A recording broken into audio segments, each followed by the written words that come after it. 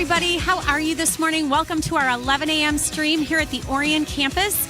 We are in week 2 of our Living the Dream series, and Craig is giving a powerful message today. So you're going to want to settle in and get ready for that.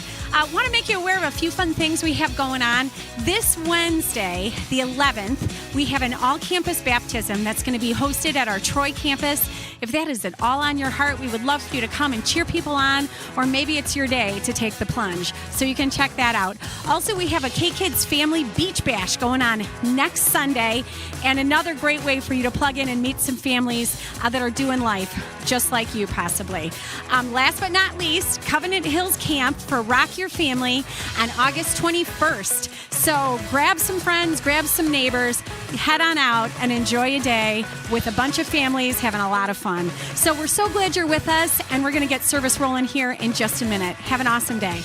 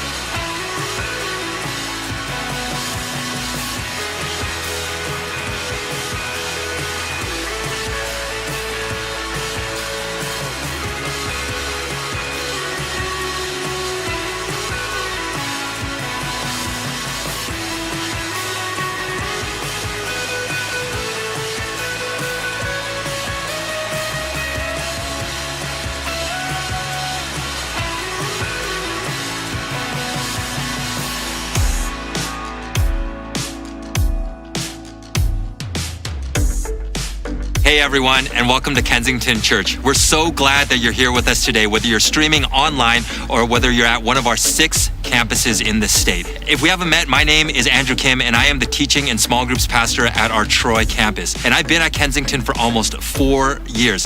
And I'm married to my wife, Robin, and we have 3 awesome kids, Eliana, who's 9, Isaiah, who's 8, and our little bulldozer, Mia, who is 3. And my favorite summer pastime is actually taking road trips with my family, and we do it every single year. So whatever you have been up to this summer, we hope that you've had a fantastic time thus far. And we are in the 2nd week of our series, Living the Dream. But before we get into that, I want to invite you to 2 exciting upcoming events. And the first is baptisms, and they're going to be happening this Wednesday at our Troy campus out on the East Lawn. And this is a special event because all of our Metro Detroit campuses will be coming together for the first time in a very long time. And even though we've been fully opened and meeting in person now for several months, there are still friends from other campuses, you know what, I haven't seen in over a year.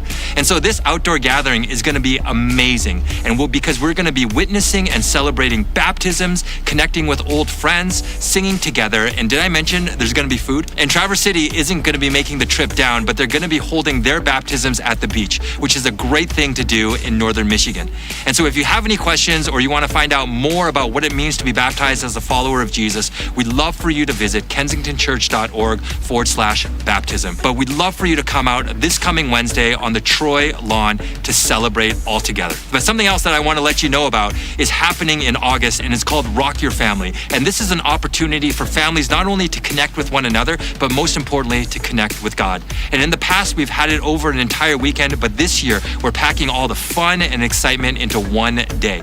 And it's going to be at Covenant Hills Camp in Otisville, Michigan on Saturday, August 21st. I can't think of a better way to end summer than this. Laughing, having fun, and making some incredible memories. And my family is going to be there, and you'll probably see us ziplining on the rock climbing wall, as well as on the blob. And so we'd love for you to join us. And so for more information and to register, visit kensingtonchurch.org/RYF.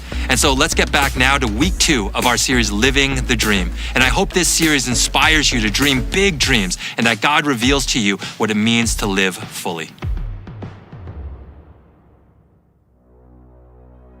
Good morning, Kensington. Let's stand and worship to our Creator, our King. My name is Joyce. I'm one of the worship leaders here. Let's pray this morning in worship. Let's go.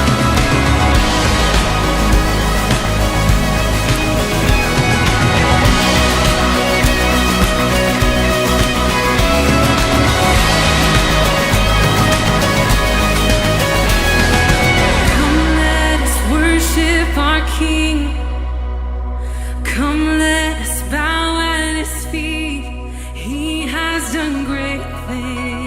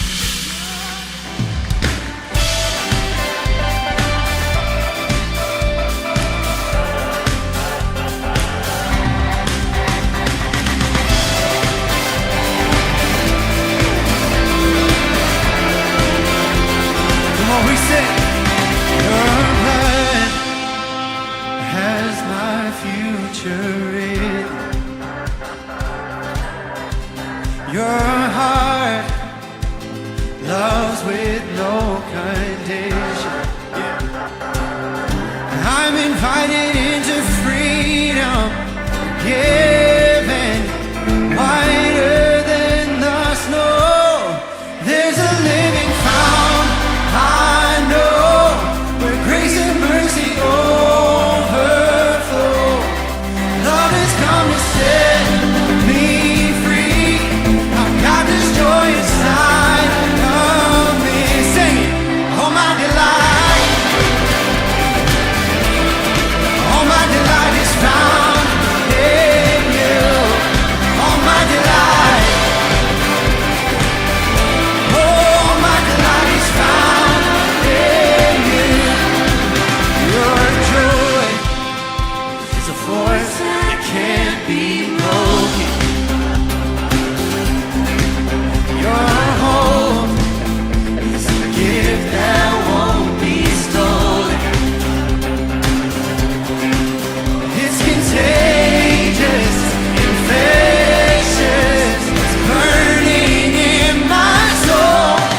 There's a living fountain, I know, grace and mercy overflow. Love has come to set me free. I've got this joy inside of me. Sing all my delight. All my delight is found in you. All my delight is found in you. Don't find me in the flood. Find me in the living water. Death is overcome. Full of resurrection power. Can you feel it now? This holy rush of perfect love. Can you feel it now? Feel it crashing down on us. There's a living fountain, I know, where grace and mercy overflow. Love has come to set me free. Got this joy inside of me. There's a living fountain, I know, where grace and mercy overflow. Love has come to set me free. Got this joy inside of me. And all my delight is found in you. All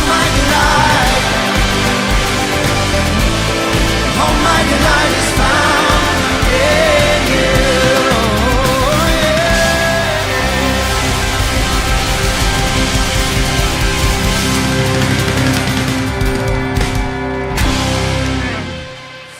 Well, good morning, Kensington. How are we doing? I guess it's, oh no, we're still 11. I used to do that when we had 3 services. I would always say good morning, even though it was like 12:30. Anyway, it's good to see you. If you have never been here before, my name is Matthias. I'm the worship pastor around here. And today we're going to be digging into a story about a man named Gideon in Judges 6. And this story is really cool to me, and it's just it's almost personal to me in a way. Because this story, Gideon is a guy who kind of struggles to understand his true identity in God and who God calls him to be. And I think a lot of us do that same thing where we'll kind of name ourselves, we'll label ourselves according to the circumstances that we're in or according to the past and who we've been.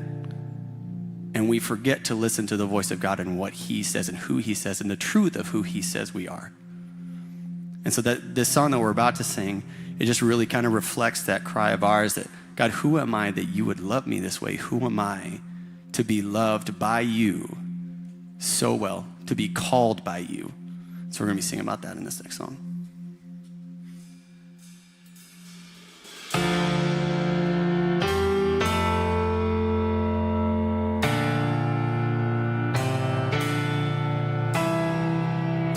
White lies desperation, hard times, in conversation.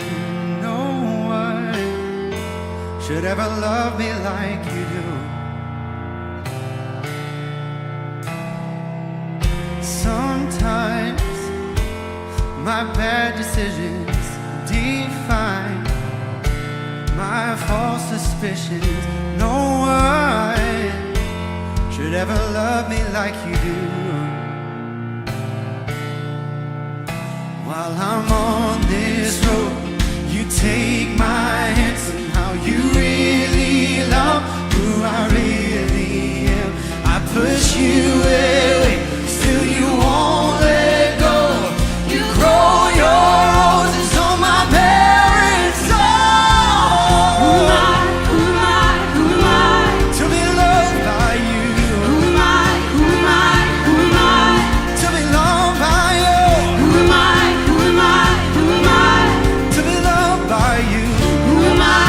Who am I? Who am I? Last night, confidence was shaking, my wounds, and my past was saying, no one should ever love me like you do. While I'm on this road, you take my hand. Somehow you really love who I really am. I push you away, still you won't let go. You grow your roses on my parents' soul. Who am I? Who am I? Who am I? Oh, to be loved by you. Who am I? Who am I? Who am I? To be loved by you. Who am I? Who am I? Who am I? Oh, to be loved by you. Who am I?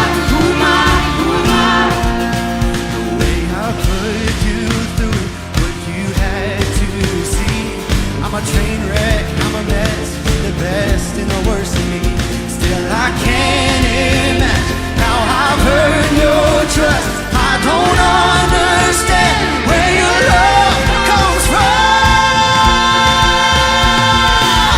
Who am I? Who am I? Who am I? To be loved by you. Who am I? Who am I? Who am I? Oh, to be loved by you. Who am I? Who am I? Who am I? Oh, to be loved by you. Who am I? Who am I? Who am I? Oh, to be loved by you. Who am I? Who am I? Who am I? To be loved by you. Who am I? Who am I?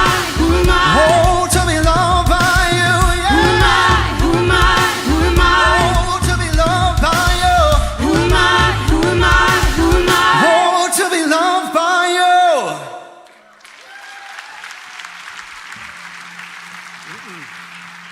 Come on, man. You make me want to be a singer, dude. Jeez, oh, Pete, I love that song. But I love it even more that we just had it slayed in front of us by a pig farm and worship leader. Come here, dude. You ain't getting off the stage this time either. Come on. Hey, let me just point this out real quick. We don't celebrate people. We celebrate Jesus. But when we step into what God called us to do, it's just a good moment. It's where the collision of who we are and who we serve come together.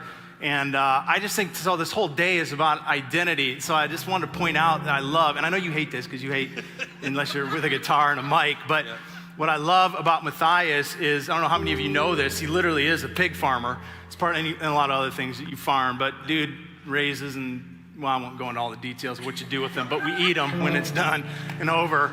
But then worship leads as well, and what I love is just that you've let God draw so much of your identity out of you in all these different ways. You could have gone all kinds of different directions, and you continue to sit in who God's made you to be, and you bring that here as well. Whether you're on the farm or you're here, you're just bringing it all. And I just appreciate, and we've also always wondered what you look like with a hat, so this is good. I just appreciate you and what you and the team bring for us on a morning. So, and I just thought, especially being about identity today, I just thought that was worth pointing out. Because if you're new to church or just haven't been around in a long time, or maybe just new to this experience of church, that could be a little bit weird for you. It's not, you walk in, it's like, hey, we're gonna worship. Now, worship isn't like a weird thing in general. We do it. We do it at baseball games. We do it at weddings and celebrations. We celebrate in all kinds of places in all kinds of ways. But for some of us, it's not a normal experience, or it's not one that we've had before or maybe even regularly in church, let alone the type of energy that these guys bring. And so I know it can be a little bit different for some of us. But I also want to say something, because I feel a little, and this wasn't planned, but this was something I just felt a little pushed to say this morning. So this is going to be kind of side note for all of us, because I think some of us might need to hear this a little bit. There's a way we can approach the music part of the morning, the worship part of the morning, that is so disconnected from what we're singing and what we're doing that sometimes I wonder if that's a reflection of an awareness that's too much about who's around us. And here's what I mean. We sang a song at the beginning of the morning. I love the lyric. It said this: "We dance in your freedom, awake and alive." And so here's what's funny. I look around the room, including myself, and I do this all the time, where I'll sing something, then I kind of take note of myself. I'm like, I'm not doing that. It's like we dance. And I look around the room, and here's I'm seeing a little bit of this. And I'm like, all right, that's kind of dancing, I guess. And here's the thing I want you to know. For some of you, that is. For some of you, you're more like my personality. That is a wild moment right there. You just had a wild moment if you did this. But for some of you, you know who you are. This is restrained. For some of you, you put you in a different setting. Come on, you're a little crazy. You're like hands up, you're dancing. When it says dancing, you're dancing. But we come in here and we say it. We literally say it. We say, I'm dancing because I'm awake and alive. And we're like, I'm dancing. Now, here's what I want you to hear me say. I'm not like big dancer. You're not going to see me jumping around, and I'm certainly not inviting like a mosh pit on Sunday morning type thing, nor am I inviting or encouraging something that's inauthentic. Here's what I want you to hear me invite. Is it for those of you that feel like you restrain yourself a little bit sometimes to just express yourself to Jesus because you're aware of the people around you? Ignore them. Ignore them. What we do when we sing and we have these moments that we call worship is not for this audience, it's for that audience. It's for an audience of one. And we know how to do that in so many other places of life. You put me in the right setting, I'll be goofy, I'll be nuts, I'll jump all around for joy. Matter of fact, I'll tell you this true story. Years ago, many years ago, when I was a youth pastor, I went to this conference, and in the middle of the conference, they had a band like this, and they did a whole block of music. It was probably 20, 25 minutes long. I mean, it's just great experience, great time, great musicians, just like ours. And at the end of it, I go to sit down. I'm going to sit down, and there's this guy. I'm up in the balcony, he's sitting all the way down the front row, and he starts screaming out loud, "Jesus!" And he just does this over and over and over. And here's what I'm thinking, Pastor Craig, youth pastor. I'm like, what a weirdo. What is he doing? The band is done. Shut up, dude. And so the band came back out. And I think the band didn't know what to do. They're like, okay, round two. And they went into the song again, and they like built it up and killed it, and then they walked off, and this guy's still, Jesus. And I just, to my shame, when I look back now, I remember sitting down in my seat and thinking, what a goofball. Stop, dude. You're creating an awkward moment. And here's what I wish back then would have happened inside me, is that I would have appreciated that this kid had no concern for the audience around him because he was captivated by the audience above him. And he was aware that there was only one person he was shouting to, and he didn't care what the room thought. Again, hear this. I would hate to ever see anybody do something that feels inauthentic to who they are. I'll never be the crazy dancer, jumper around. You don't want that. I have no rhythm. But for me, my moments will be genuine.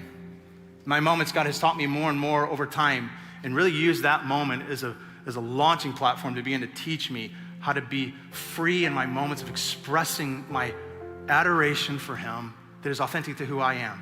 And I just want to say, for some of you, that'll be authentic. Then do it with all your might. But for some of you, it's not.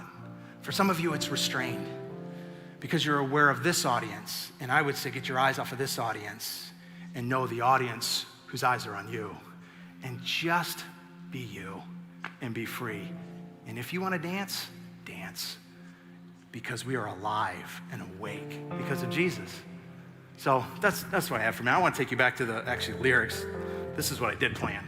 So that song that we just did, Who Am I? sets so much direction for this morning. I want you to see some of these lyrics again. Sometimes my bad decisions define my false assumptions. No one should ever love me like you do. While I'm on this road, you take my hand. Somehow you really love who I am. Do you know that God likes you? He doesn't just love you. I remember the first time I ever had somebody say it to me. I grew up in the church. I was so accustomed to people saying, God loves you, that when somebody said, God likes you, I was like, oh, that's different. Because it almost feels like God has to love you. But he doesn't just love you. He actually likes you. Because we all know there's people in life, think of your family, that you love but you don't like. Like, God likes you. Somehow you really love who I am. That's because he likes you. I push you away, but you still won't let go. You grow your roses on my barren soul. And this is it. Who am I? Who am I? Who am I to be loved by you? That's the question today that we're going to sit in. Who am I? It's a question of identity.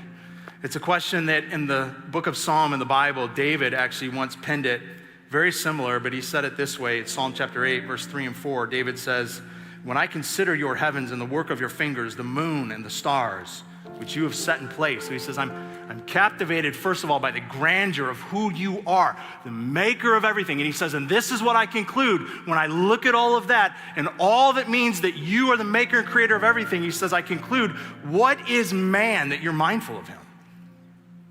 Human beings, that you care for them. That's what David's saying, is what we sang. Who am I? Who am I?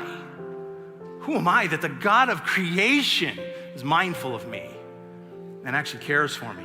And I love it too, because if you know David's story, David was also a farmer and a musician who actually farmed animals during the day. And David, when he shows up in history in the pages of this book, is a bit of a nobody. He's a simple son from a simple man, the least in his family. And yet by the time he leaves the pages of the Bible, he has grown to become the most powerful, important king in all of ancient Israel. And over the course of his life, what he began to understand was just how great God is, which then informed how great God had made him to be. Why? Because he's made in the image of the actual creator of heaven and earth. And so this morning, we want to sit in that question a little bit. Who am I? Who are we? A question of identity. Because when you do life with Jesus, this whole series is about dreaming God's dreams. When you do life with Jesus, what he has made you to do will come out of who he's made you to be. So I just want to pray and ask that we can hear his voice speak to us this morning, know his presence. Father in heaven, I thank you for your presence with us today. And I acknowledge, like we just read from David, that you are, I believe, the great maker and creator, the author of life, the sustainer of all that is, the one who, according to the scriptures, holds everything in the breadth of your hand. The dimensions of your hand contain it all, including us here, now, this moment even. And so, God, I acknowledge you, and I ask that you, who I believe has an ear that is turned to us right now, would be present to us this morning. Would you speak? Would you talk? Would you help us to hear? For those of us that are longing for you to say something, for those of us that aren't even sure that there is a you to say anything, would you do what only you can do to speak and captivate our attention this morning? Let us begin to understand something at a deeper level about who you've made us to be and about our identity than maybe we understood when we walked in the doors. I pray this and ask this in Jesus' name. Amen. Thanks, Chris. Hey, one of the things we do usually at this part of the morning, so it won't be new if you're a veteran with us, but it is really important to who we are as a community, as this is where we receive up our offering. And for those of you that are new, just know this about us. This is not a money moment for us. This is really about two things, fundamentally. It is about mission and trust. We really believe that God has called us into a mission, not to just be a people that consume what he wants for us, but to give it to the rest of the world. Part of the way that we do this, literally to the rest of the world, is through moments like this. But it's not just mission, it's trust. It's us saying, I'd rather keep back everything you give me and instead go, God, I'm gonna trust you with a portion of what you've given me. And so what's been so cool this last year, really even in the last couple months, is seeing so many people join us for the first time in this journey. So whether you're just joining us in this, whether you've been a part of supporting Kensington for years, or whether you want to join us, I just want to say thank you, welcome aboard.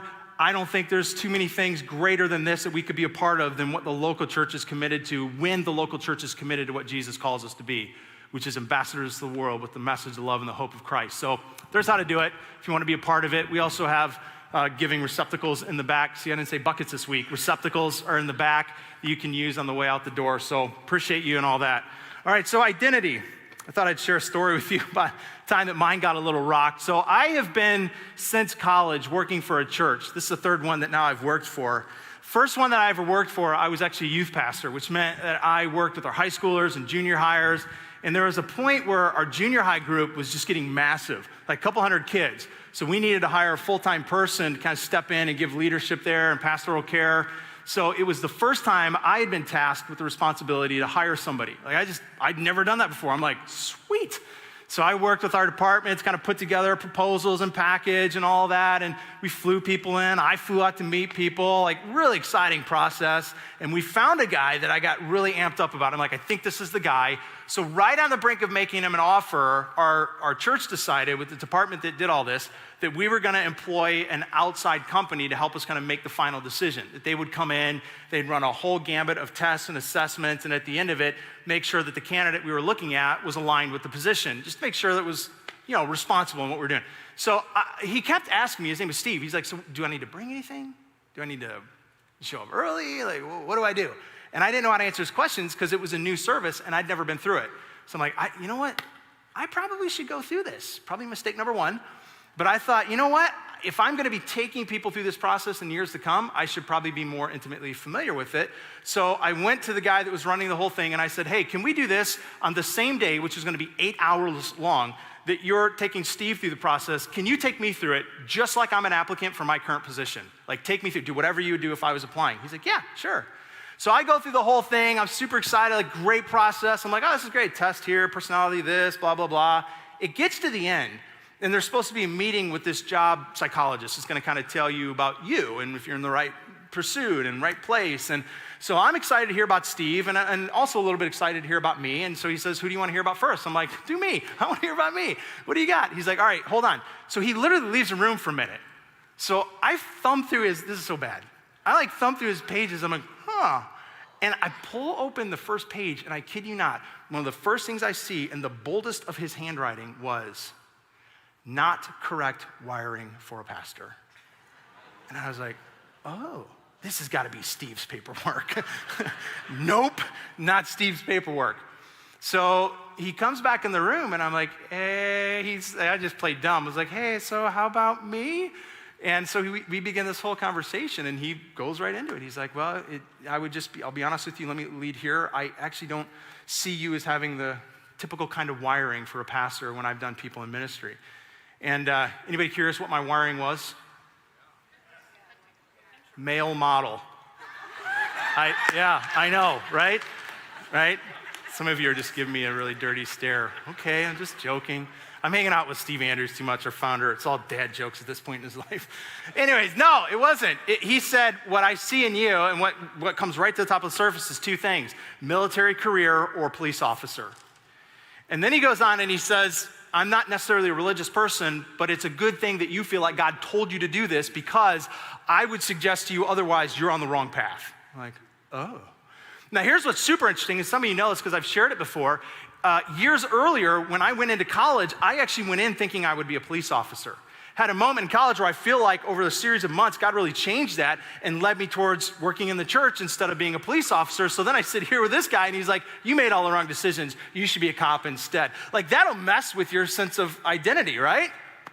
And I don't know if you've ever had a moment like that where somebody, or maybe just even the internal voice in your head, tried to tell you that you are not what you thought you were, or that you can't accomplish something that you're trying to accomplish. For me, it's not the last time that I've had somebody try to tell me I'm not who I thought I was, or who I thought God was trying to make me, or I can't do something I was trying to set out to do. And I think for most of us, we probably get plagued by a similar kind of voice. Voices that tell us I'll just give you my voices. I've had voices consistently that'll tell me you're not a good enough preacher. You're not a good enough leader. You're not smart enough to figure out the problems in this day and age right now, post-COVID and all the crazy in the church. You're not a good enough husband. You're not a present enough dad. You're not fit enough to take your shirt off at the beach. You're like just all kinds of stuff, right? That just goes through our heads and messages that play. And I don't think I'm alone. Like, there's probably some of you that are like, man, I am just oozing with self-confidence and identity. I know who I am. I know who God made me to be, and I'm running it down. Good. I just don't think most of us are. I think for most of us, when we look in the mirror, the face we're the most familiar with is the one we're most disappointed in. I think for most of us, we are inclined to see our weaknesses instead of our strength, our shortcomings instead of our opportunities, to see our ugliness instead of our beauty.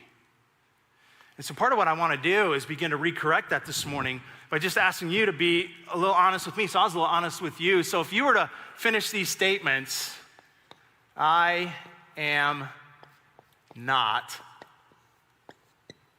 and I can't.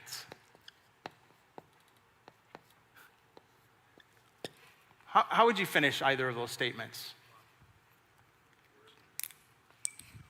Not worthy. Anybody else? Patient. For some of you are like, I'm not going to say this in front of a couple hundred people. Fine, then tell us about your friend. Go ahead, what else? I'm not, I can't. What are some of those voices? What's that? Okay.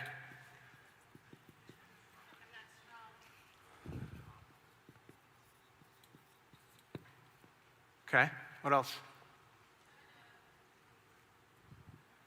I thought I heard young enough, is that right? Okay. Capable. Good enough. Nobody judge my spelling, by the way. Not a good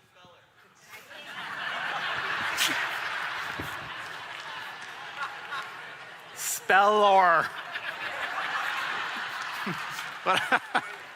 What else? Give me just one or two more. I can't start.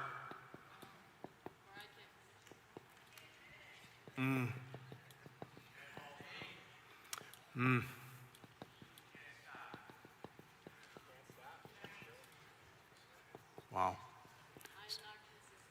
All right, now you guys are going. There you go. Okay, here's what I want you to hear. When it comes to dreaming God's dreams, which this whole series is about, God has dreams for your life. How do we begin to dream his dreams for our lives? Here's what all this does in relationship to us understanding God's dreams, is it communicates one ultimate message to us.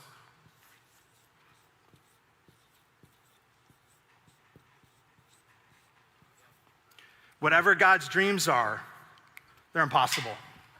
Because I'm not, I can't. So whatever God says do, it's impossible. So let me take you back to where we were last week. The book is Judges, pretty early on in the Bible. This is where we're going to bring Gideon into the story that Matthias talked about a few minutes ago. So if you're trying to find Judges, it's pretty close to the beginning. Not hard to find. If you don't have a Bible, still aren't sure how to find it, we're going to put it all up on the screen. Judges chapter 6, verse 1. I'm going to read back where I started last week. Really quick review to kind of catch us up. Or if you're just joining us for the first time, kind of put us back to where we were last week.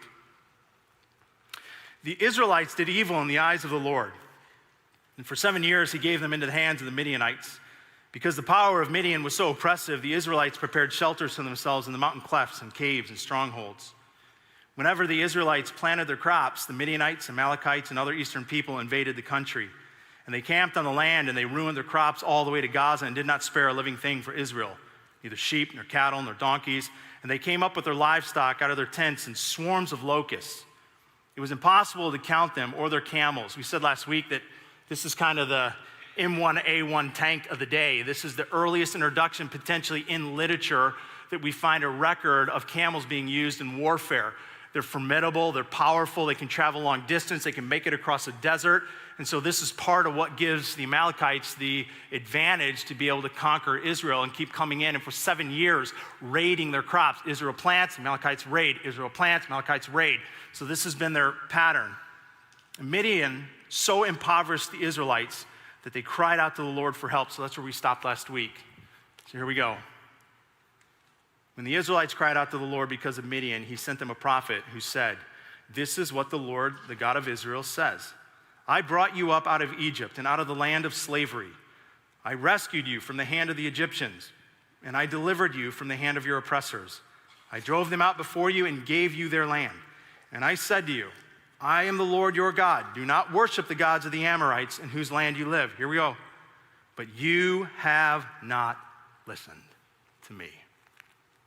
One of the things I think we have to acknowledge before we go any further in the story, and even before Gideon steps into it, is that every time we stop doing what God invites us into by way of here's how to live life, every time we stop, that's when everything starts to go wrong.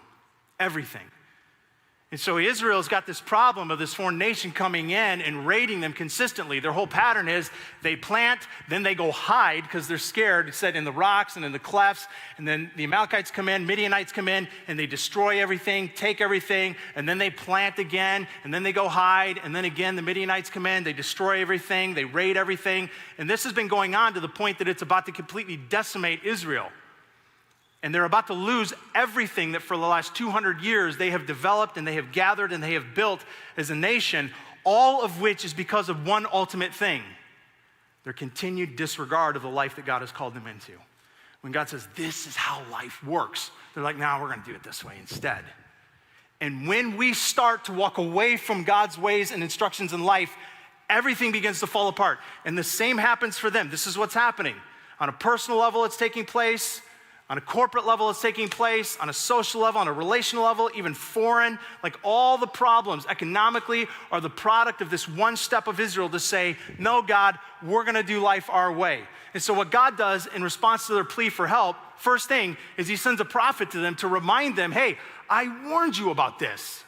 When I gave you the dream originally that I would lead you to a place of your own, a land of your own, flowing with resources, no more burden of a people over top of you, this is not that dream. And the reason you're here is because you keep walking away from what I've instructed, of the life that I've invited you into. And it might seem a little bit like, hey, God, they just want help right now. Can you leave the lesson for later? But we do this even as parents. This is like a dad that hears his daughter crying and rushes to her and says, this is why I told you, don't ride your bicycle blindfolded, no hands and backwards. Wasn't gonna end well. But then does what immediately? Like down on his knees, right? Bandaging the wounds, taking care of her. This is what a good parent does. They warn us, but even when we disregard that warning and make mistakes, they're there for us, to help us, to tend to us. This is what God is doing.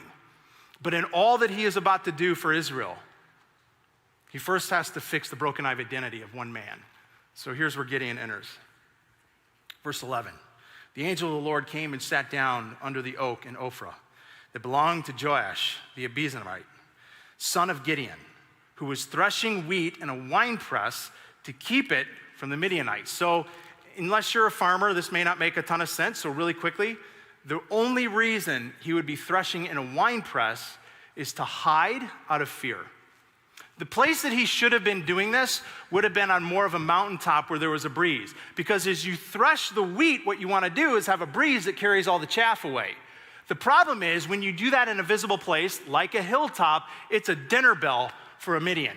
And they're like, ding, ding, rush in and pillage once again. So instead, he's hiding in a wine press. Maybe a barrel, maybe a cave, maybe something cut out in the ground. Point is, it's a smaller environment, which is completely unproductive to what he's trying to do. Think about the dust and the smog and the cloud and all the chaff coming. You're breathing it in and you can't see, and it just falls right back on the wheat. This is not how you do this. This is not the place to be. The only reason he's here right now, only reason, is he's afraid. And I love that right off the bat, you can already begin to see that what God does when he responds to Israel's cry for help is he does not go to the elite of the nation. He doesn't go to the leaders of the nation. He doesn't go to a commanding officer in the army. He doesn't go to some political advisor. When God says, I will respond, he goes to this scared, weak, hiding little man who doesn't think he has anything to offer. Probably consumed with voices of I am not, and so I can't. So God comes to him and says this, verse 12. When the angel of the Lord appeared to Gideon, he said to him, the Lord is with you. Say the last two words. None fit the scene, does it? Mighty warrior. Remember, there's only one reason he's in the wine press, and it's not because he's a mighty warrior. It's because he's a scared kitty. He's not there because of any might or any strength. He's there because of fear. So there's only a couple reasons why God would refer to him as a mighty warrior, and I think it's important to try to understand why it is that he calls him mighty warrior. Reason number one would be that God was actually impressed with what he saw. Man, he is just having a day with that wheat. Wait, good job, right? And there's actually a commentator, I'll read it for you. Commentators are people that just write books to try and understand the Bible. Commentator writes this about why God may have referred to him as a mighty warrior. God observed how he threshed the wheat with all of his might and saw a man that was diligent and strong. I don't think so. Like, if you saw somebody beating up a box of cornflakes, would you be like, somebody call SEAL Team 6, got to sign up right here, like this guy? No, I don't think that's it at all. So option number two is that God's making fun of him. God's like, hey there, tough guy, right? And I don't think that's true either, because that's just not consistent with the character of God throughout this book. Here's what I think it is. I think when God shows up to Gideon, God sees something in Gideon that Gideon doesn't yet see in himself. And so when God says mighty warrior, listen, it is not a reference to anything God sees him doing, but to everything God sees him becoming. When he says, all right, mighty warrior, it's time for you to step into your new identity. And what's interesting when he calls him mighty warrior is that he already has an identity. As a matter of fact, his identity is reflected in his name. The name Gideon, it literally just means cutter. If you draw it out further, it's a reference to being basically good for taking out dead brush. Like, that's what his name means. No mighty warriorness in that name. It'd be like today naming my son John Deere and pointing him towards a life of fixing broken lawnmowers and tractors. Nothing wrong with that, but it would be a name reflective of his future. There is no mighty warrior in Gideon's name. So I don't know if you guys have ever done this before, where you've looked up the meaning of your name or had anything like made with your name. My wife and I were dating a number of years ago. We did a trip to Cedar Point, and they had this booth that was like, hey, get your name made. And so you had like this really ornate, 8.5 by 11 sheet of paper, and had your name on it, and had all the descriptions of your name and all the adjectives with your name. And so I thought, hey, that'd be really cool. We could get like 2 of them, but we could put them together on the same page because we're in love. It was like $40. It was ridiculous. Now, if we go to Cedar Point, I'm like, you better bring water because I ain't paying $10 for Coke, right? But back then, I was like, I'll pay $40. You're cute. So I'm like, let's print it up. So they print up hers, right? And I'm not even exaggerating. She's sitting over here. She can tell you it's true. Hers, Nicole, was like, victory of the people, beloved by God, warrior princess, blah, blah, blah, blah, like all of it. I was like, yeah, she is. Like, I mean, it was totally fitting. But it was like, oh, like huge paragraph. I am not kidding. On the screen, this is all mine said. Craig, from near the creek.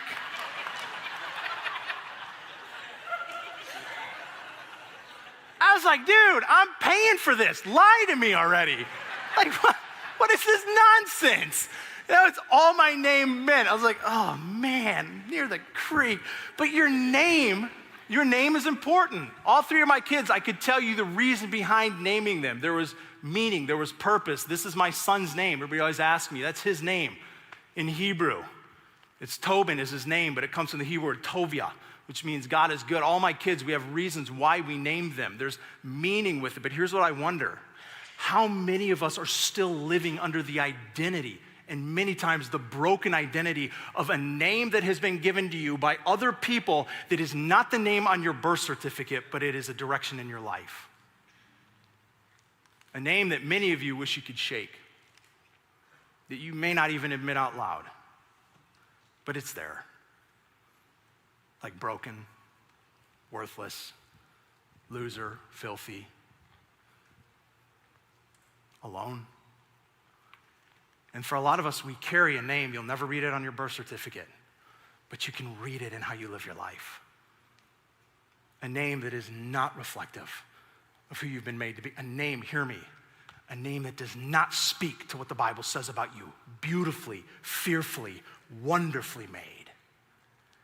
And so God begins to show up to Gideon to say, hey, to free Israel, I'm gonna use you. But to use you, I gotta change your identity, because you are not just good for taking out the trash. But what's interesting, because we do this as well, is that Gideon talks back to God in this moment.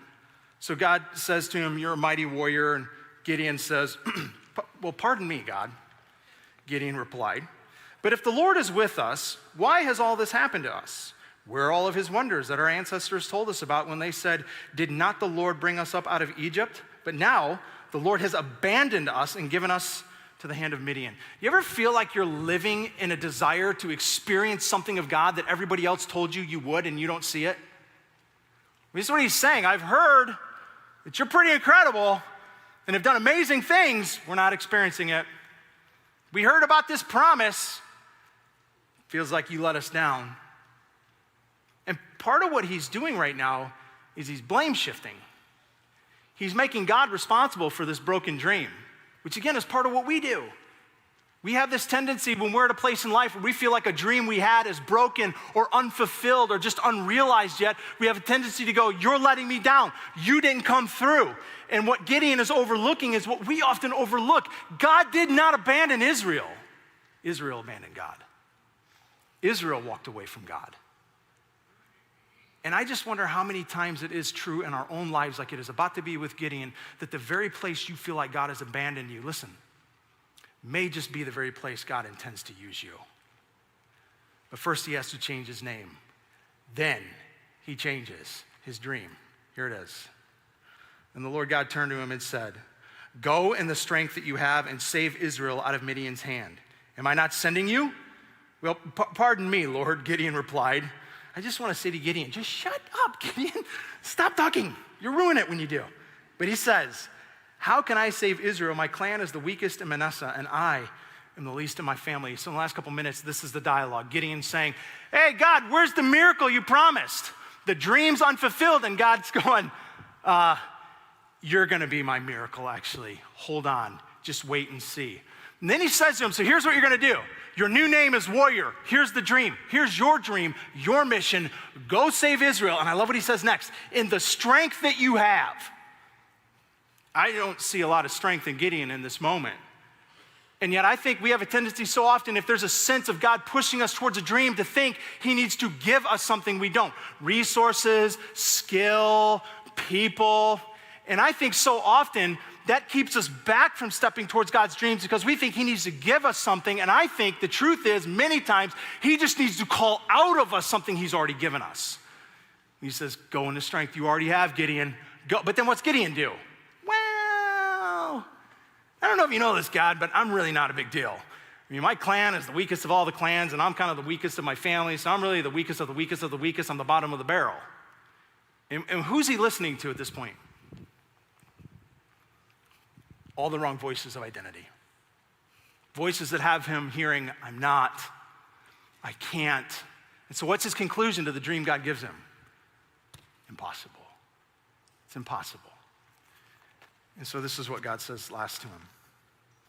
And the Lord answered, I will be with you, and you will strike down all the Midianites, leaving none alive. This nation that is oppressing you and about to wipe you off the face of the earth, I will use you as the answer, and I will be with you.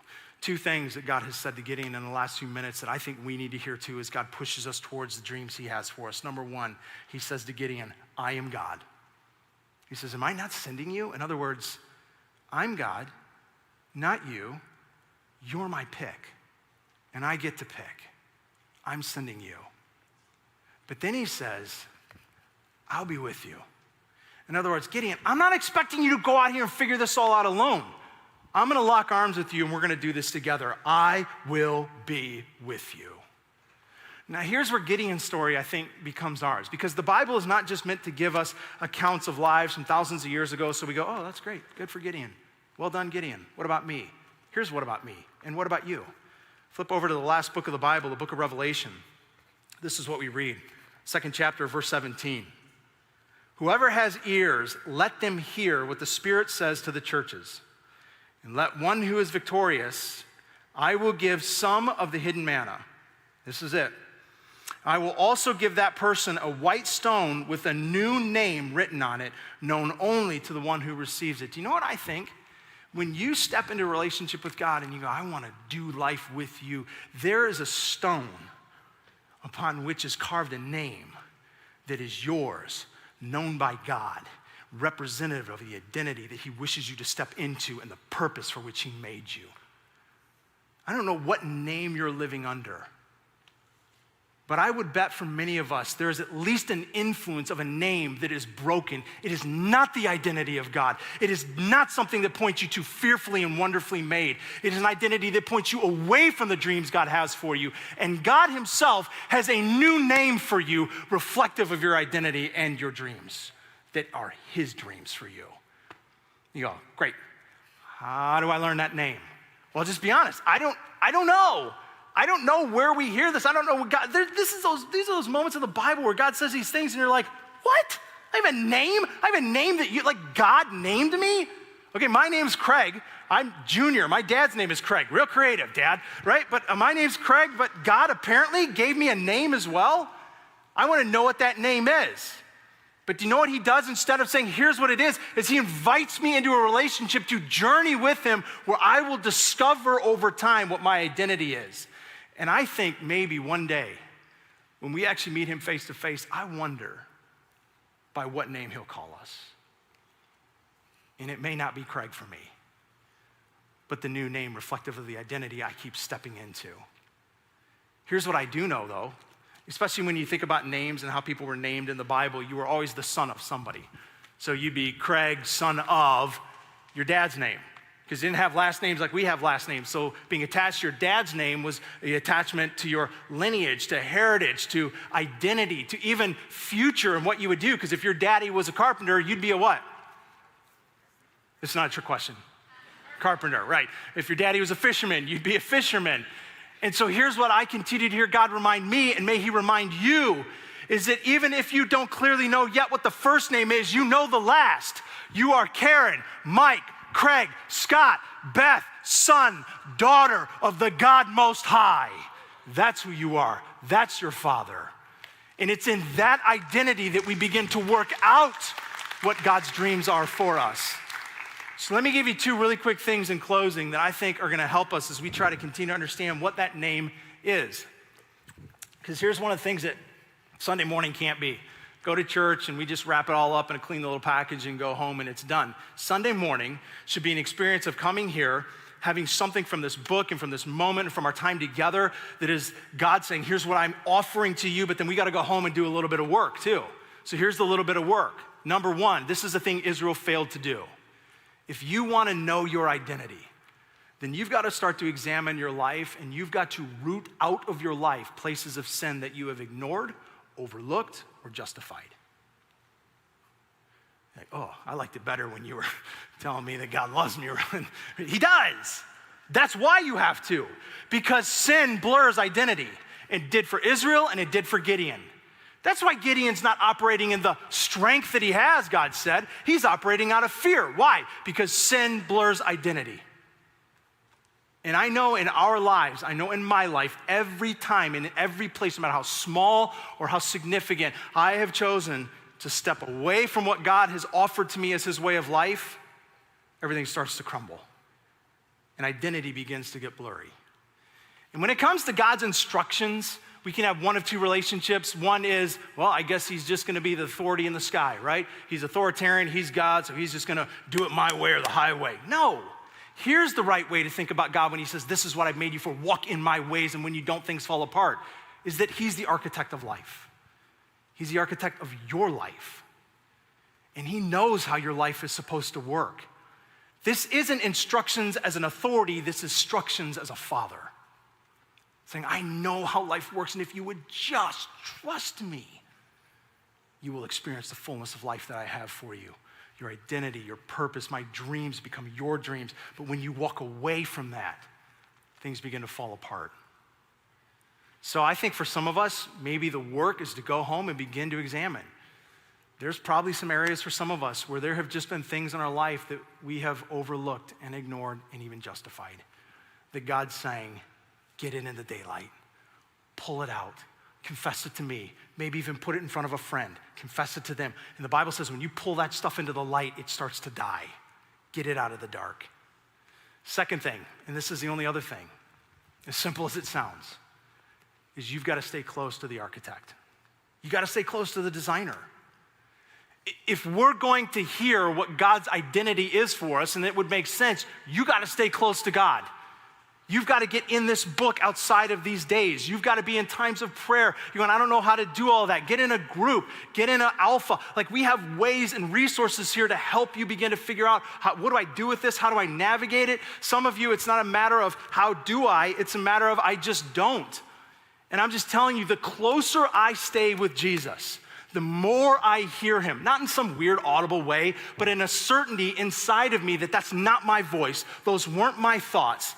This isn't like some kind of pie in the sky religious hyperbole. God talks, he leads, he speaks, and the closer you are to him, the more you will hear from him, and he will whisper to you about your name, your identity, and your dreams, but you've got to be close to hear it. And for some of us, we're struggling. We're like, I don't hear God at all. But you're not walking close with him. And so what you hear instead is all the I am not, I can't, and so everything that he would lead you to do, you conclude, is impossible. And this next week, for some of you, may be that step. When we are getting together over at Troy for this all-campus baptism that Andrew talked about a few minutes ago, baptism is not what puts you into a relationship with God. That happens between you and him because of what Jesus did on the cross for us. But baptism is a moment where you just say out loud, like, I'm in. It's a step. And it's a big step. It's a moment of stepping to say, I want to be close with you and you with me. That's where the Bible says, if you will draw near to him, he will draw near to you. For some of you, you have pushed that decision off. And I'm just telling you, this is an important step for you to take. Especially if you're going, I want to know how to step more into what he has for me. Hear his voice. I'm telling you, for some of you, Wednesday is going to be a significant step for you to take in baptism. But for others of you, I think it might be participating in something we offer here called Live Training. Like, we believe this so much that we have a team of people equipped, trained, and ready and passionate to help you in this very pursuit. To understand your wiring, how God's resourced you, how he's passioned you, how to hear from him so that you can begin to understand exactly what he's made you for and step into that. So Live Training, we can put up on the screen a couple of details about it. So we've put together, because of this series, 2 events that you can participate in. One is a 1-day, and the other is gonna be a 6-week deeper dive. But August 16th at 7 p.m., there's the website. Take a picture if you need to. That's how you can do the 1-day. And then in September, let me give you a date real quick. September 16th, we're gonna start a 6-week. So if you go there, kensingtonchurch.org/moveout, you can get more information, and that's where you can also register. But I want you to hear a video from the next minute from a young girl named Michaela who went through this training. And especially as a new believer trying to understand how to walk with Jesus, the impact that this had on her beginning to hear the voice of God speak to her identity above all the other voices that had previously done so. Here's her story. So Michaela, thank you for being willing to share your story. First of all, let's talk about your kind of preteen, teenage years. So I didn't grow up in the church. That wasn't an aspect of my life, but I did grow up playing soccer. So I played since 2nd grade up until junior year of high school. And after any game, my dad would just, have that fatherly talk in the car and be like, oh, you should have done this. I wish you played more like so-and-so, and like give me all this criticism, to where it felt like I wasn't good enough for him and that I was just like disappointing him on the field all the time. And then on top of that, also, I have a younger brother, and I just like grew up with the impression that my mom loved him more than me. So I just felt like I was like worthless to her and like unlovable to her. And as a 12, 14, 16-year-old going through that's a lot to carry. Yeah. In your time at Kensington, anything happened there during those times? Or did you think of anything? Like, what was God to you at that time? So in high school, God wasn't anything to me. I just went for my friends, like solely for my friends, because it was fun. But it wasn't until college when I took a literature class and we read parts of Genesis. So I heard Noah's Ark and Adam and Eve, like those stories for the first time, which is interesting because I was like 19, 20 years old, never heard of that. To where that sparked an interest, and I was like, maybe like people are onto something, but I don't know. So I like found myself back at Kensington to find answers to see if God was real. So then through Kensington, you see a friend who's part of the internship program. Yep. So explain that conversation and what happened. One of my friends was like, oh, I'm doing the internship at Kensington. And like, I didn't know anything about that. So I was like, oh, that sounds really cool. But I had one more year of college left. So I was like, oh, I can't do it this year. So I waited until I graduated college to do that. And yeah, did the internship in 2019. So you're in the internship program, which is just a fantastic program. Yes. So many great success stories with that. They take you to this event called Live Training. Yes. I got the memories of my dad and I in the car on the way home from soccer. And like, I was reminded of like, oh yeah, I did like grow up with this lie that like I am unlovable and unworthy. And then also just like the memories of like my mom and I and how I didn't feel really loved by her either growing up. So then after we share our stories with everyone in our group, it gives everyone else an opportunity to speak like life into you and like positive words into you. And someone in my group spoke the word royalty over me. And I've never heard that like spoken over me before. So like that really stuck out. And I was like, well, what do you mean by that? And she told me that, first of all, like I'm a daughter of the King, Jesus Christ, and that I don't have to work to earn anything. Everything's already given to me through his inheritance, and that like the crown is already mine. So we had two Kensington ministries. We had the internship and then this Live Training. Yep. And then there's a third one. It's called our Move Out Network. Yep. And so God placed a dream within you. Tell us about that dream and how that came to realization. So my goal or my mission that like I felt like God placed on my heart at the time was to make sure that everyone I encounter knows that they are loved, knows that they are worthy, and knows that they are royalty and like daughters and sons of the King. So that was my like overall mission, and I just have a huge heart for kids. I want them to never experience the pains I felt growing up of like not feeling loved or worthy. So I actually started my own move out team, breakfast buddies at our school partners, Rogers Elementary. Rogers gives free breakfast to all the students every morning. So I took a team of 1829ers, a young adult ministry at Kensington, to go there Tuesdays and Thursday mornings for literally 30 minutes. And we would just sit there and talk to the kids while they ate and like provided them an outlet to have someone just like really listen to them and like just see them and love on them for a little bit in the morning. So the internship is over. Yes. And then you have to grow up and enter the real world, which you have done. And now I am a toxicology lab tech, which is now I'm using my degree, which is fun. And now I don't have the margin of going to Rogers in the morning because I work every day and early in the morning, so I don't have that time anymore. But I'm still involved with Live Training, so I'm one of the guides now, which has been really fun and kind of like a full circle of my experience of someone speaking life into me, and now I get to like guide others and like speak life into them and praying that I had the same effect that someone had on me. We were in the series called Living the Dream, looking at the life of Gideon. So I want to read a passage out of Judges on the life of Gideon, and then I want you to respond, how does that impact your life, or what do you think about your own life after hearing this story? Okay. The Lord turned to him and said, "Go in the strength you have and save Israel out of Midian's hand. Am I not sending you?" And this is Gideon. "Pardon me, my Lord, but how can I save Israel? My clan is the weakest in Manasseh, and I am the least in my family." And the Lord answered, "I will be with you." How does that hit you? I feel like I'm the weakest in the clan. Just like not having that biblical background of going to church or anything. Like when I first started my faith, I was like, oh, I don't know enough. So I felt like I was less than in that. And then just my like childhood of growing up with my parents and like me going into the internship and like not really having the support of my parents.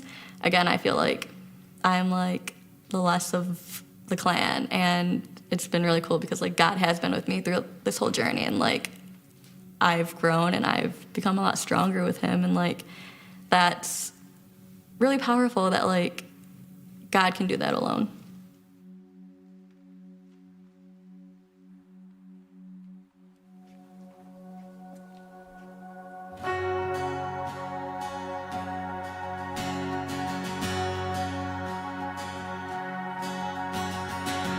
Who am I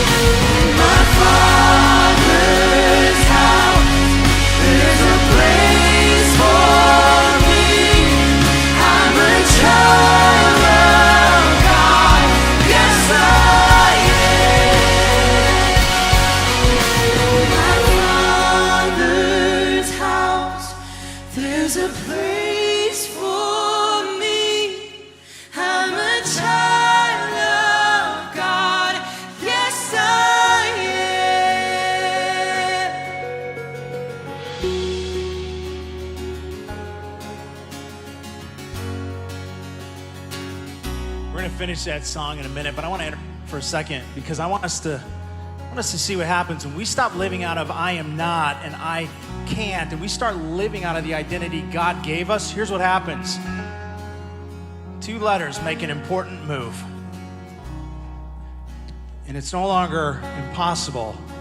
It's I'm possible because of Jesus and the plans he is calling us into. So let me read.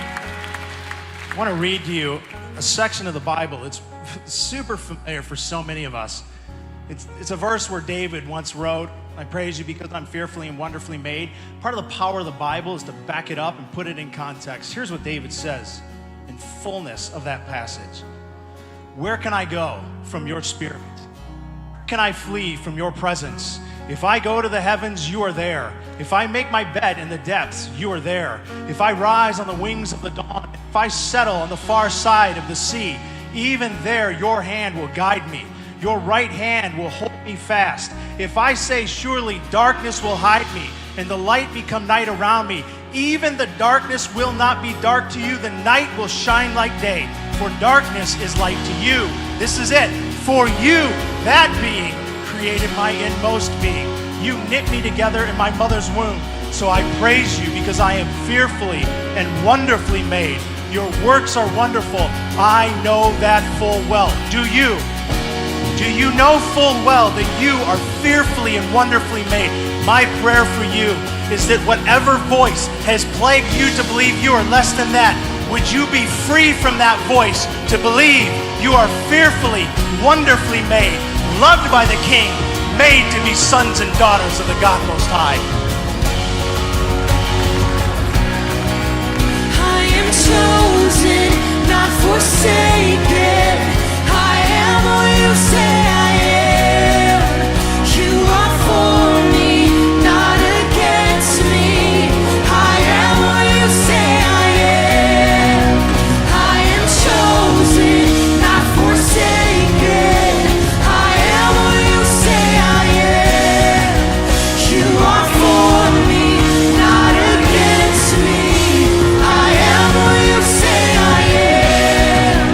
I am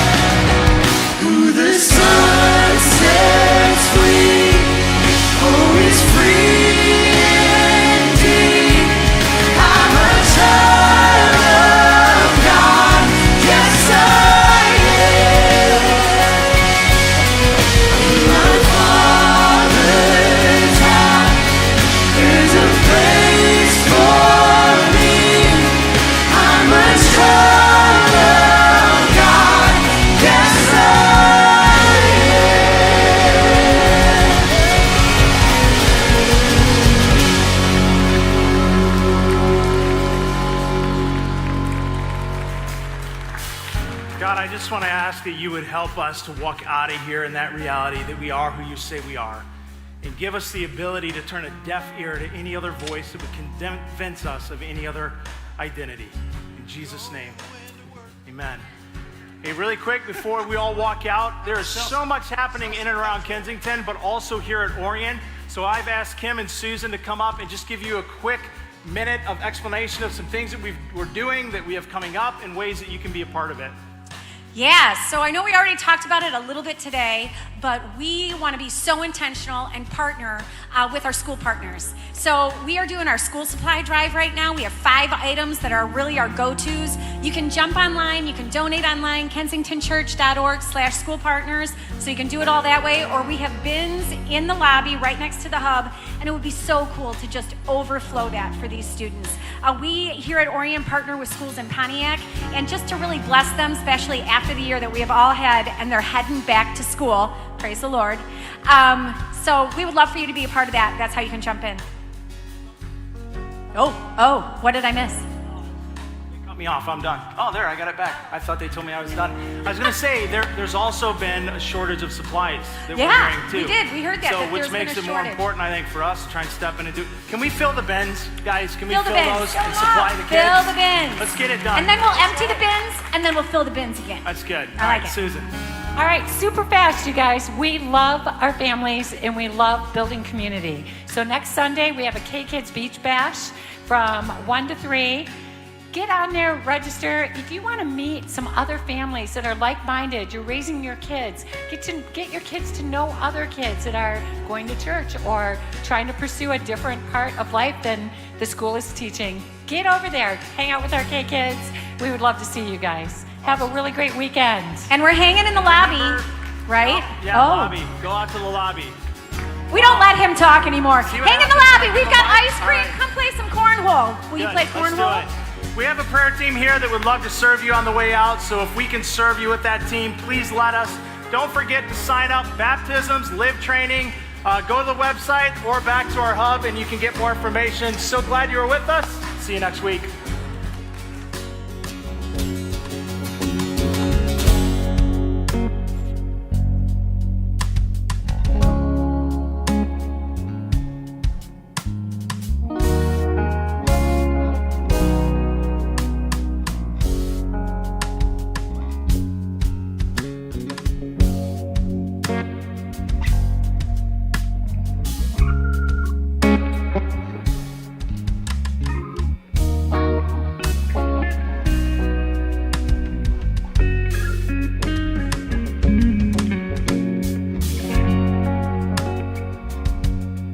Thank you.